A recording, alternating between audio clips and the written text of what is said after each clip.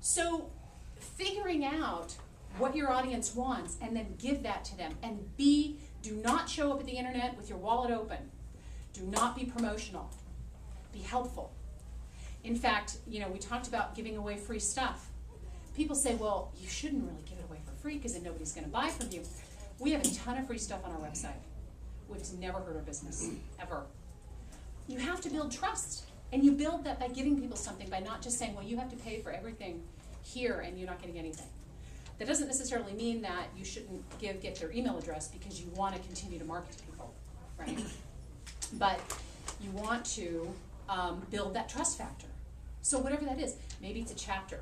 Maybe you invite them to, if you're a fiction author, I will tell you that having a reader's guide on your website, bloggers love reader's guides. And depending on your book, I talked to somebody last week and she said, my book was actually written for YA, that's what her agent had her do, but then the publisher sold it as adult. But she said, so I still pull in two different audiences. I said, do two different reader's guides, right? What is a reader's guide, go out into the store and ask one of the clerks to show you a book that has a reader's guide in the back. Basically, it's discussion points on the book. The discussion points on the book, yeah. So, figure out, now on Twitter, let's talk about, how many of you are on Twitter? Okay. How many of you really those of you who are on it really just get it? Makes total sense? Good, good.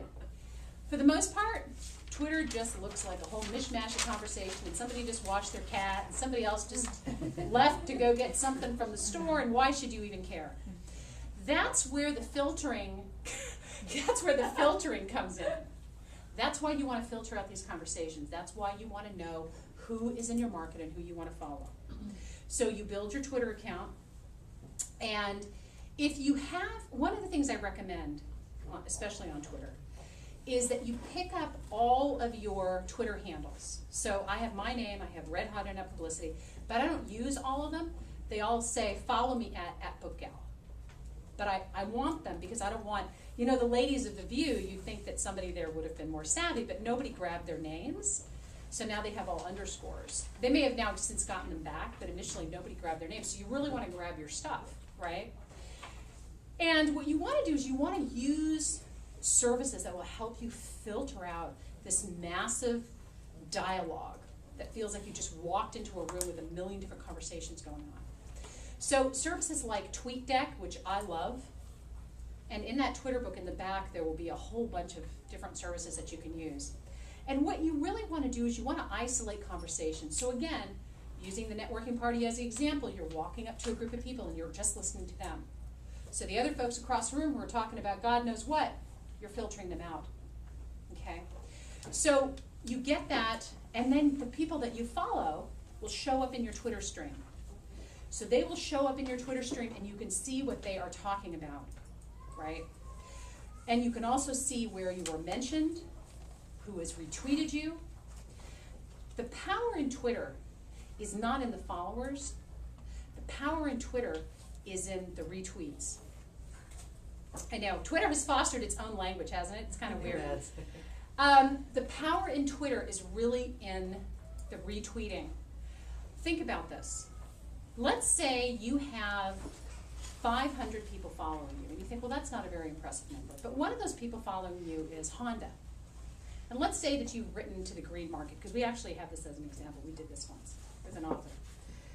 And all of a sudden you post a tweet, and Honda has now retweeted you to 500,000 people. That's the power of the retweet. It's not how many people follow you, it's how active that account is. If we did a search on the most active Twitter followers, Twitterers, such a weird term, in Southern California. The top 10 had less than 10,000 followers.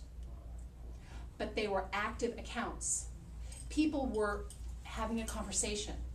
What that means is somebody's listening to you. Somebody thinks that your post is important enough and retweets you. And that's how you build more people. I had my Twitter account hacked in September of, I guess it was 2009, and did not have that account for 3 weeks.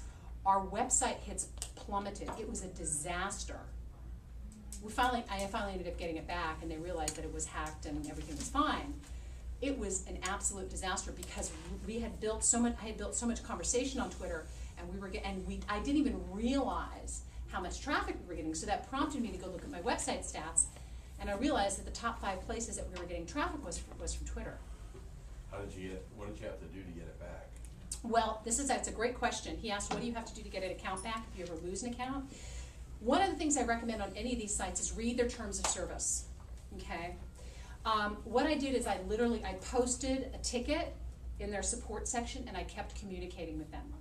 Believe it or not, there are helpful people who will, unless you have done something spammy, who want to help you get your account back if you should lose it. Keep communicating with Twitter, and it took, like I said, it took me a little bit of time, but just stay after them, and they will help you. They had to get to the bottom of it and identify it and make sure that it wasn't anything that I did, et cetera, and I finally got that account back. Tweet on not just your blog stuff. So the blog cycling through your Twitter account is a great start, but the next thing you want to do is you want to tweet on other people's stuff. So if you see somebody that's posted something that you really like, retweet it, right? Sort of like telling your people, hey, this is a great article. And you know what, it's not by you, but what that does is it builds, again, you become a filter. So people start to follow and identify with you because all of your information is relevant to the topic, okay? Tweet on news items, things that are going on in the news. Sometimes occasionally I will, Twitter on something that's just funny, like around the holidays, and I figured everybody kind of needed a break. I rarely tweet on anything personal. Like, I'm teaching at Changing Hands today, which I actually posted to my Facebook page because I took a picture of my books and whatnot. But I generally won't Twitter on that because I think people really want, in 140 characters, boy, you better be really interesting. But that's part of the reason why what you want to do is you want to link, you don't have to. When I first got on Twitter, I thought, oh my God, I have a lot to say. My first book was 440 pages. Clearly, right, I could use some editing. So I didn't know what I was going to do with 140 characters. But what I learned is that you link out to other sites. You link out to other sites, you link out to relevant content, you link to your own site, whatever you do. Now the other thing that you can do with Twitter that you can have a lot of fun with, you can do contests, you can offer exclusive content, you can offer freebies just to your Twitter followers, you can offer sample chapters of your new fiction book, exclusive to your Twitter followers. What you really want to do with Twitter is you want to make sure, they're following you, they're your little Twitter tribe because they want your information, but they also want exclusives, right? We have entire contests that we've run just on Twitter that have been really successful. Now, we've got some amazing followers who will really help to spread the message because they know we're not going to sell them anything. We're not going to sit there and just be spammy and crazy and stupid and talk about, oh, isn't my dog just the cutest thing on the planet? Which, by the way, he is, in case anybody's wondering.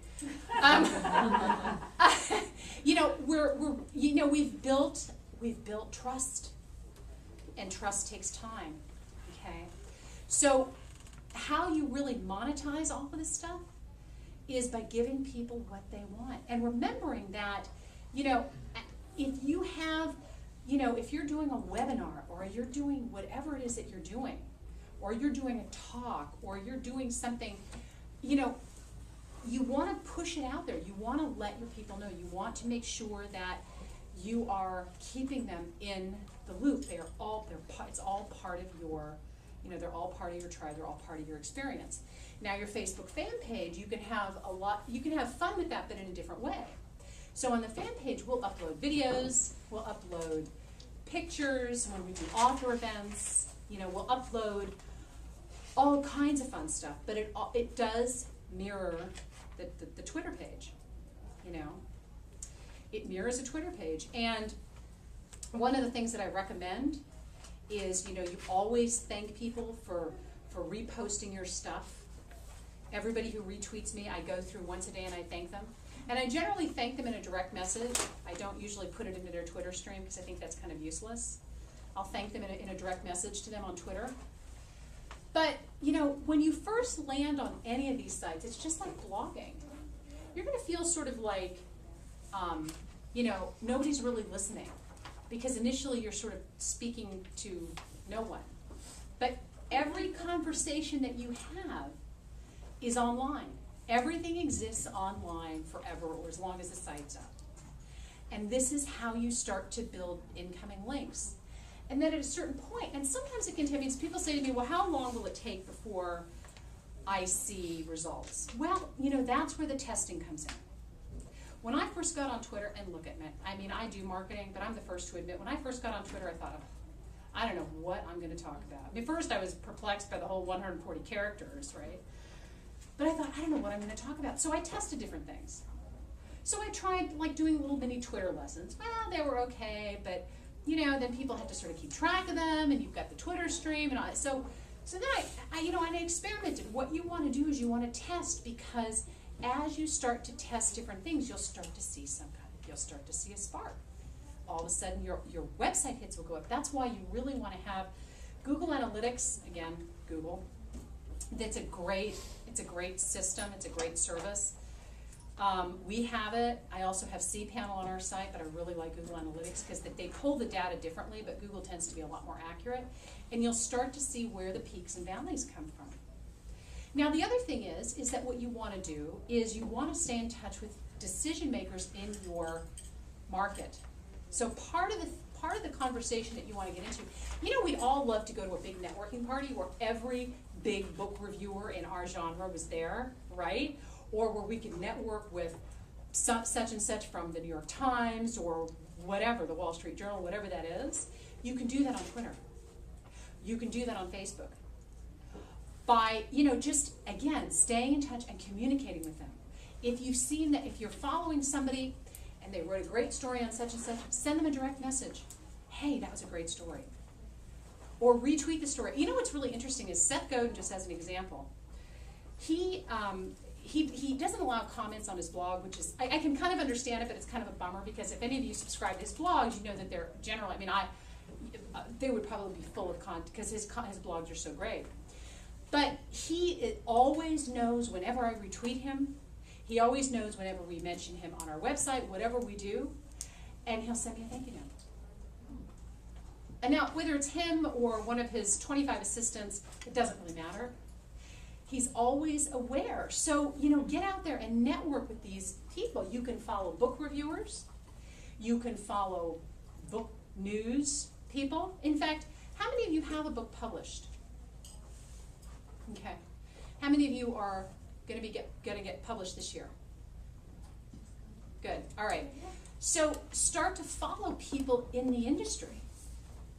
Start to follow publishing people in the industry. You know, because the other thing that I really believe in is that you've got to know the industry you're in. You know, you're in the publishing industry. Because if, you know, when you're in this industry, nobody expected ebooks to explode the way that they have. Especially the New York publishers who are still trying to figure out how to price them. Which that's a whole funny story. But ebooks are now, you know, now that the New York Times is ranking ebooks the best-selling ebooks. You know, readers went through the roof so much that most of the stores, even in my area in San Diego, are completely sold out of them. You know, but if you didn't have your ear, you know, to the railroad, so to speak, to listen for the oncoming train, you wouldn't have known that ebooks were on the horizon. And ebooks, frankly, caught a lot of authors by surprise. So get to know your industry. The other thing is if you're selling a book, right? Because everything supports everything else that you're doing, or you're trying to get speaking, or whatever else. The more people that you follow related to your market and publishing, but the more people that you follow who are experts. I've gotten 5 major speaking gigs, including ASJA, the Association of Journalists and Authors in New York, through Twitter. People just found me on Twitter. Or I happen to see, because what you can also do with TweetDeck is you can isolate keywords, right? So I isolate various keywords, and whenever something comes up, I may not be following them, but I know, and that's where she posted the speaking. One of the speaking opportunities was posted there, and I responded right back. So it's a listening device, right? It allows you to, you know, to keep track of you know, what's going on, what's happening within your market. So Facebook fan page, I recommend that you only have one of each. Just like you only have one website, you have one fan page, you have one Twitter account. Because the more accounts that you have, the more you're going to dilute your message, right?